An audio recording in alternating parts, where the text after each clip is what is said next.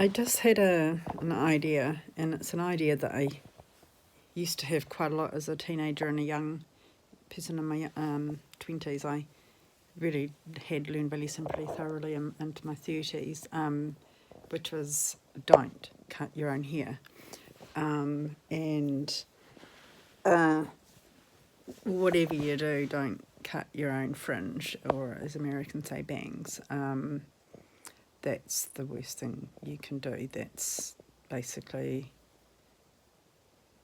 if you're going to cut your own fringe, you may as well mix ammonia and bleach together at the same time, because you're going to get, well, you know, it's that kind of thing. Like, you don't know what the fuck you're doing. There's a physics involved to it.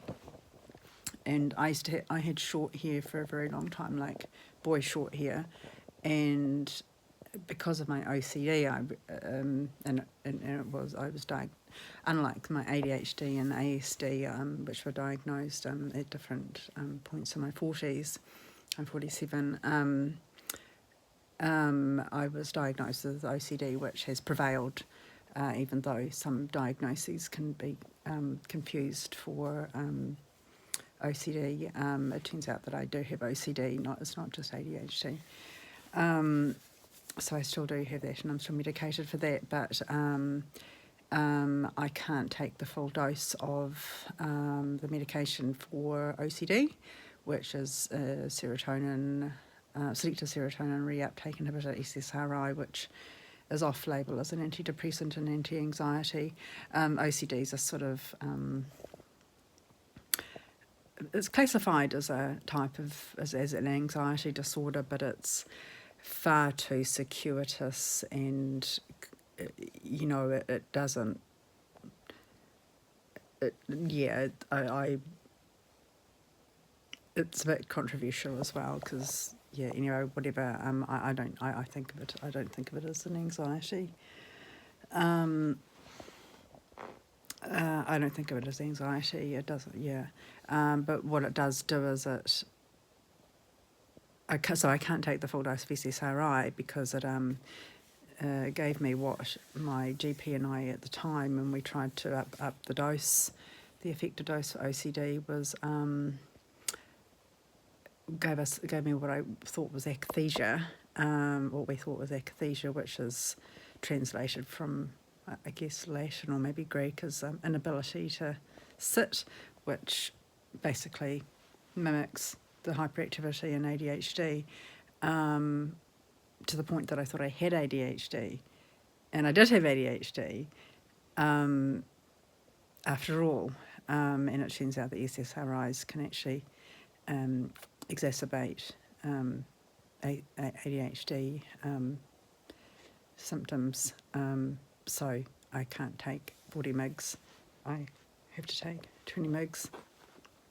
So having long hair is actually, even though my hair is out of control, as you can see, I've lost a lot of volume of my hair. It used to be incredibly thick. I've probably lost half the volume. It still looks quite thick, but medications I took, I was just pulling handfuls out of my hair like people with going through chemotherapy, except it plateaued at a certain point and I was left with much reduced quantities of hair, without any bald patches, and without total sort of alopecia or whatever. And a lot of the volume is not actually, or the apparent volume is not actually volume, it's actually just the craziness. And it behaves like a naughty child. It has oppositional defiance disorder, so if I use a conditioner, it just gets dry.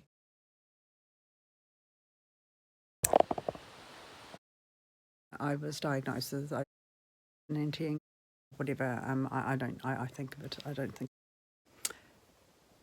gave me what I thought was akathisia, or had ADHD, so half the volume, it still looks quite thick. At a certain point, and I was left with my conditioner. It just gets dry, and the only thing I've ever found that would actually soothe it and smooth it was it's Roskin's vitamin E cream, which is extremely hard to find these days. It used to be plentiful, now it's extremely hard to find, and it's extraordinarily expensive. So you can get Roskin dry skin cream, which is the blue and white, which I do use, but there's something magical about the vitamin E, which is the orange one, and it's so hard to find, so expensive, but it was the only thing that worked. And I was told off by hairdressers, but it's like, well, you can use a serum if you want to, but I'm just going to end up with crispy hair in the morning. And I've tried,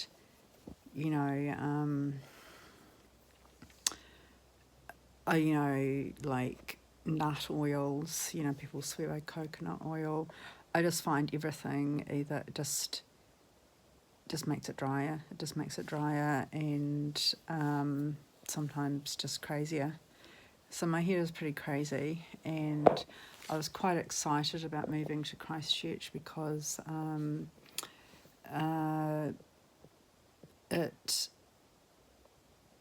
back when I used to visit Christchurch, which I would do reasonably frequently, because of having I guess broadly speaking, whānau here, my hair would just, as I've said, it's like, well, I went to my cousin's wedding in Christchurch quite a few years ago now, probably 8-10 years ago.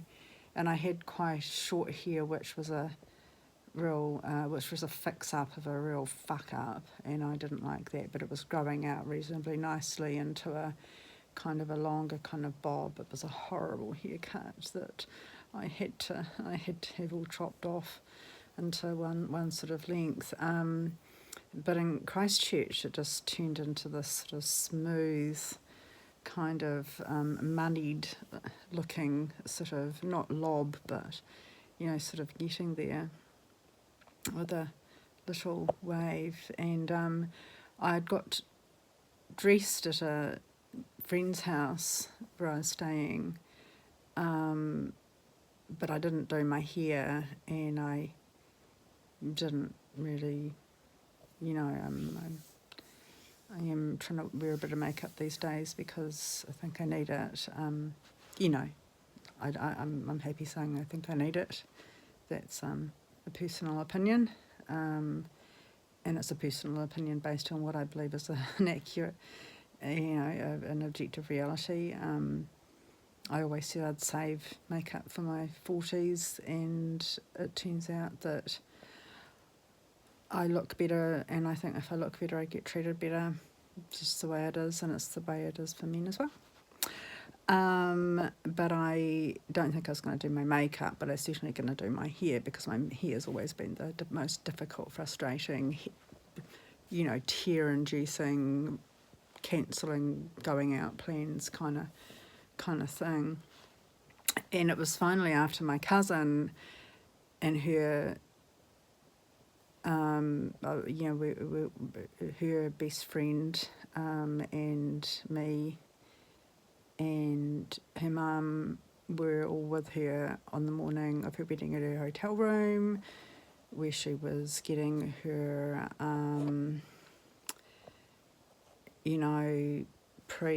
she was getting prepped, and we were all prepping her with all the photos of the photographer and all that kind of stuff.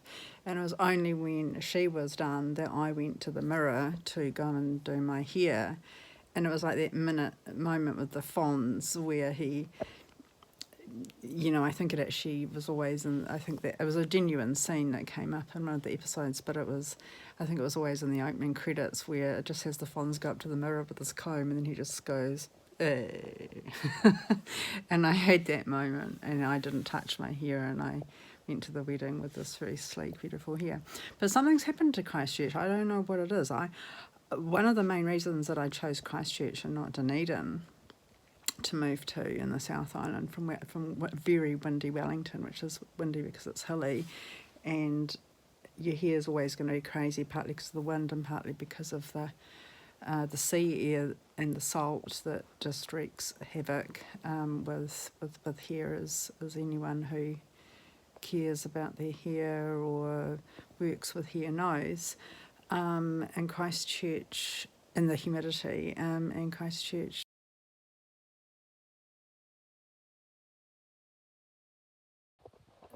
Phone full. I had to delete some stuff to continue. Yeah, for some reason, Christchurch is just no better than Wellington. It's just my hair's so crazy. And one of the things that happens to me is that I just get really knotted here, and I've always hated having showers. I've had showers. I always used to be a bath person, and finally I've become a shower person. I mean, I've had showers as well, but I've always really valued having a bath, and now when I've had bathtubs available, I haven't had one, but I've just always hated having showers. I've hated having showers. Supposedly that's really common with people with ADHD.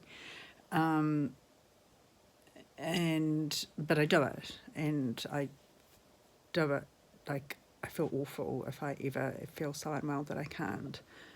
And that's increasingly the case, and has been for a while, and it goes on and off, and there are some times where all I can do is just tip a bottle of soapy water over my body and even over my hair, and sometimes I can't even tip a bottle of, fresh, plain water over me. But I make sure that I'm clean. But one thing I said before is my hair is a big problem, and one of the big obstacles I realised to washing my hair is the fact that I've got to comb it first, and combing it is a major endeavour.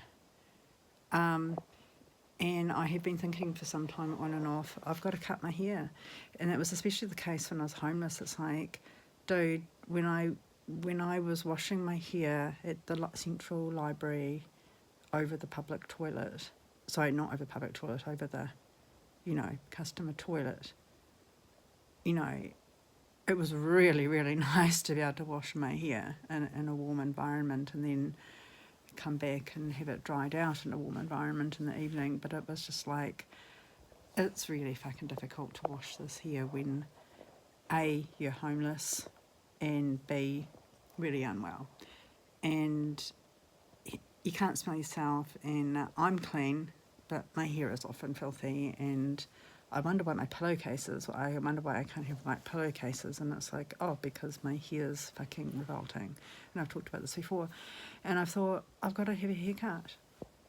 I've got to, and I can't afford a haircut, and I'm really trying to brace myself to have a shower, and I know I've got to wash my hair. I wash it twice a week, but I don't. And it just ends up like I start growing this weird freaking dread, and it's almost like, I don't know, like I'm growing some sort of, chimera, a sort of twin in there or something. And I realised that, I don't know,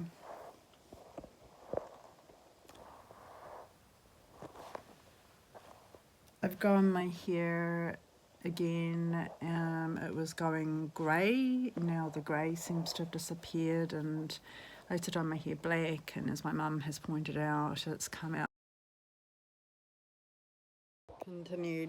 as a nice chestnut colour instead. So I don't know, I've got a bit of a tawny mane, I suppose, but I realised tonight I need to have showers, I need to wash my hair. Sometimes I can't, the hair is a big problem, and the hair is becoming a big problem in my life, and I can't afford a haircut, and I don't know where to go for a haircut, and I just had the fucking idea now, I think I'm just going to cut my own hair. And I don't think I'm going to do it so badly that it's going to become a point of fascination for my fingers. an autism thing. I learned to, to twirl your hair, and if I find uneven patches, especially sharp ones that I can kind of flick and squeeze and pop between my fingers, a bit like bubble wrap, I guess that's that's quite a good analogy for it. Then I will, and I'll do it incessantly, and it used to attract quite a lot of ridicule, so having long hair, dispense with that. I don't need to cut my hair right off. I think I can get away with just cutting that much off, so I can have a shower with no problems, and I think I'm going to do that now. And I think every woman is going to be fascinated to see what happens when another woman cuts her hair by herself. So I'm going to post this, and I'm going to show you what happens afterwards. Maybe I'll even film myself doing it at the time.